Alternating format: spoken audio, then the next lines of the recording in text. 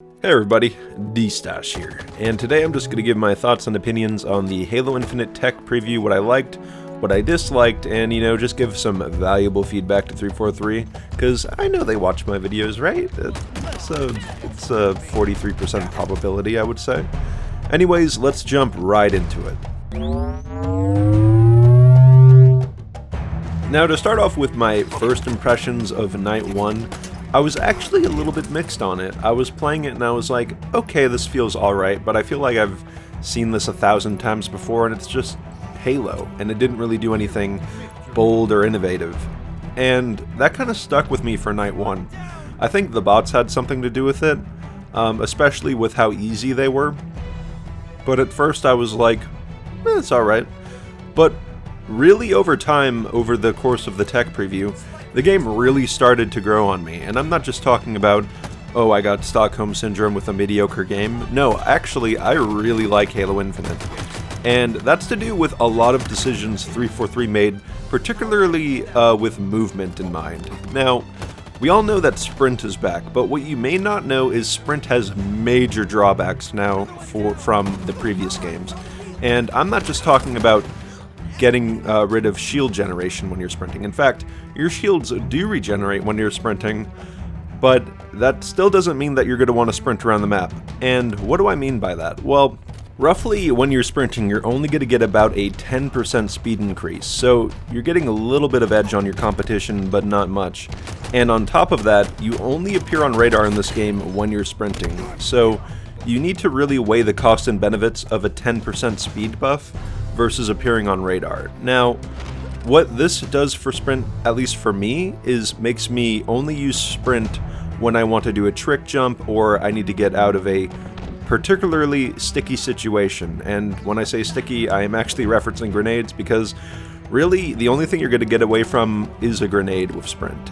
Running away from a gunfight in this game like Halo 4 is not going to work out because you're not going to get away quick enough, but you might be able to get away just by sprinting away from a grenade and just getting out of that blast radius. Sprinting also enables you to crouch into a slide, which is actually really good for getting around the map. In fact, sliding on a sloped surface actually gives you a massive boost in your slide, and you can clear a lot of ground doing that. Now, the thing with that, though, is that there's a major risk with that, because first of all, you gotta set it up. Second of all, you're gonna have to know when to do this slide, because it may put you at a severe disadvantage in a gunfight. But that's really what they've done with Sprint. They've kind of turned it into a core movement option for getting around the map into a more of a tactical thing that you're only going to use for doing jump ups, slides, stuff like that. And the sliding in particular is actually pretty cool in this game. I don't know if they're going to nerf some of the abilities you can do with sliding, but I've seen some really cool stuff done online. Like if you crouch after you're sprinting from a low surface to the ground, before you hit the ground, you can actually get into a slide and it'll actually launch you pretty far. Now, I don't know if this is an exploit that'll be patched, but it's a cool little trick. I believe it was also present in Halo 5, but I'm not quite sure on that. Moving away from movement, let's talk a little bit about the Sandbox, particularly with weapons and equipment. Now, a lot like Halo 3, you'll have equipment in this game that can be picked up and dropped. Now, what this does is it really adds another layer to the Sandbox that the Halo 5 armor abilities never really had. With Halo 5 armor abilities, they only really affected the player and their experience. They didn't really affect their teammates that much, and they couldn't be used against them. Now, this is different in Halo Infinite because a lot of equipment can affect your whole team, like the radar beacon that will actually reveal enemies nearby when you shoot it. That'll appear for you and your teammates. We also have the drop shield, which can be used by you and your teammates, but also the enemy, so that adds another layer to the gameplay where if you don't hold your drop shield and you're careless, it can actually be used against you. And the drop shield is also cool because it's not too overpowered. It's not like the bubble shield where it's basically invincible from the outside. You can actually make small punctures within it where you can actually fire at the person behind it, and I think that's really good for balancing and kind of makes it so it's not too overpowered. Now, we do have some more abilities that really only affect you, of course, like overshields and the grappling hook, and those are great too. The grappling hook in particular is not as apparent in the gameplay as I thought it would be. I was kind of worried that it would become like the new meta for the movement and gameplay in the game, but really it's pretty limited to getting around the map and maybe doing some cool trick shots, of course. But you're really only going to have around 2 or 3 shots with it until it's basically used up. It's also pretty limited on the map, so you're not going to see it too much in the game, and it's not going to be a Battlefront 1 situation where, like in that game, everybody equipped jetpacks and they were just boosting around the map. It's not going to be like that. You're not going to see grappling hooks everywhere. Really, it's only going to be one person, at least if the forager or map designer decides to put only one on the map.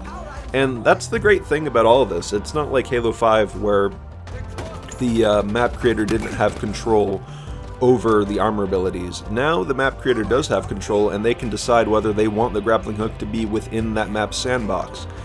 And I think that this is a great middle ground between what we had in Halo 5 and what we had in Halo 3, which is basically Halo Reach. So I don't really know why we moved away from it, but it's pretty cool that it's back, and I'm really excited to see what kind of custom games we can make with these kind of equipment, because especially with the grappling hook, we could probably turn on infinite grapple and make a Spider-Man game mode or something, so really looking forward to that.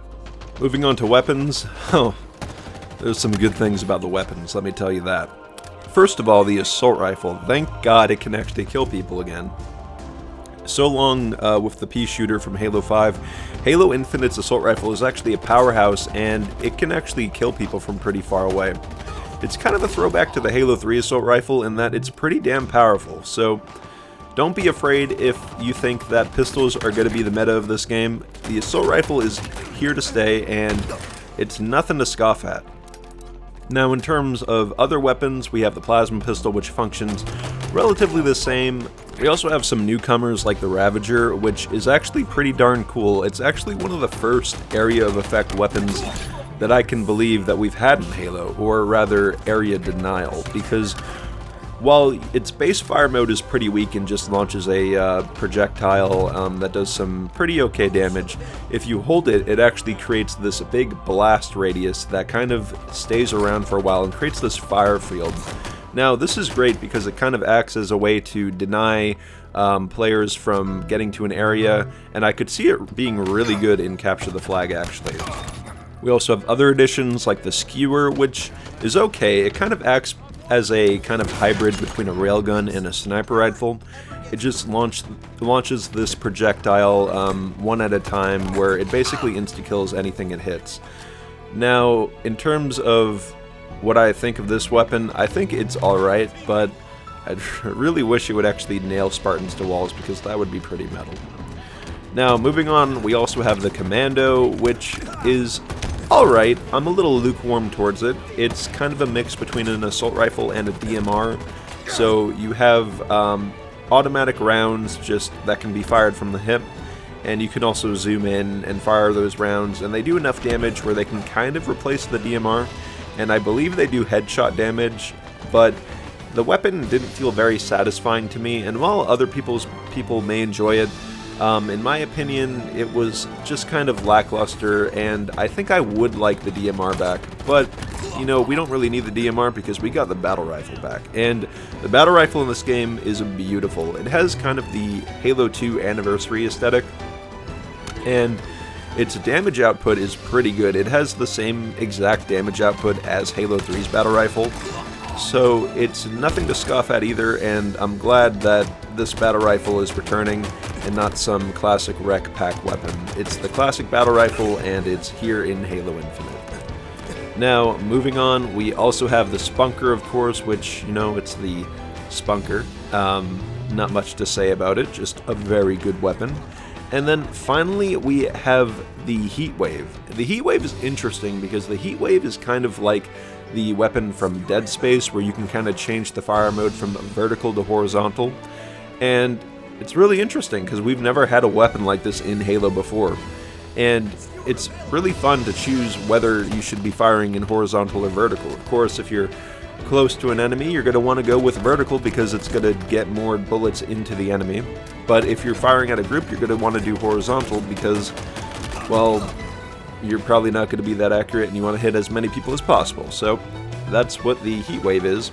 Now, with weapons out of the way, let's get to maps. So with this flight, we had 3 maps. We had Live Fire, Recharge, and Bazaar, and overall I really liked a lot of these maps. Of course, I don't really feel like I've had enough time with them to really judge them long term, but I think they're all competent maps, and while they don't do anything particularly amazing, they do everything they do quite well. I think that Live Fire has a really kind of pit kind of feel to it, and I really like that, being pit being probably one of my top 5 Halo maps.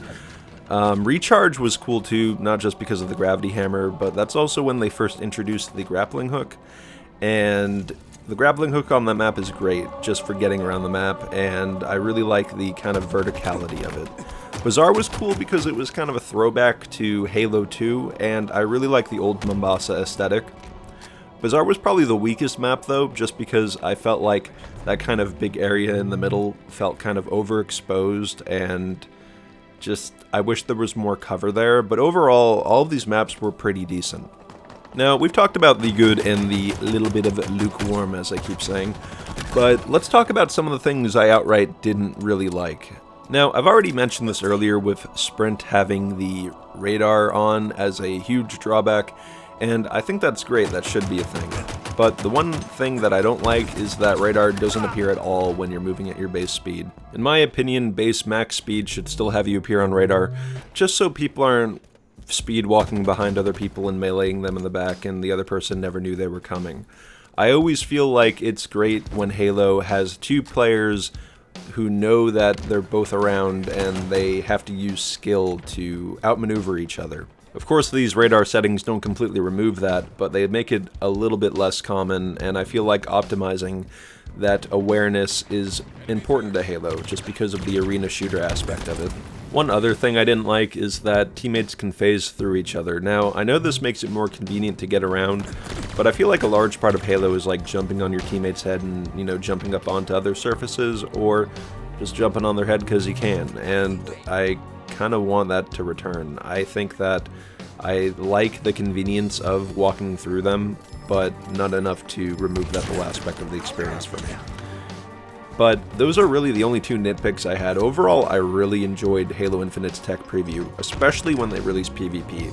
A lot of these elements, like the movement speed and the Sandbox, really came into play more with PvP. With bots, you know, they're just bots, so I was still sprinting around and stuff, but when there were players involved, I didn't sprint as much. I took advantage of how the radar works and the cost and benefits of the movement in this game, especially sliding, and it really came into its own, and really, I realized that Halo Infinite is a great Halo game so far. Now, determining on what they do with the campaign and other modes is going to determine how good it is, but from a core gameplay perspective, Halo Infinite might be the best playing Halo game, and that's of course involving Halo 3. But good on you, 343. You did it. You did a really good base game. Let's see if you can execute the rest of the modes, though. Anyways, that's really all I had to talk about today. This video went on for around 14 minutes, so I'm going to end it here, but I'd love to hear your thoughts on it. Did you like the tech preview? Do you think Halo Infinite is promising, or are there features that you don't like and maybe you think should be tweaked? Love to hear your comments in the comments section, and anyways, this was D-Stosh. Now, remember, if you liked the video, please like it, and if you really liked it, try subscribing. I'll see you in the next one. D-Stosh out.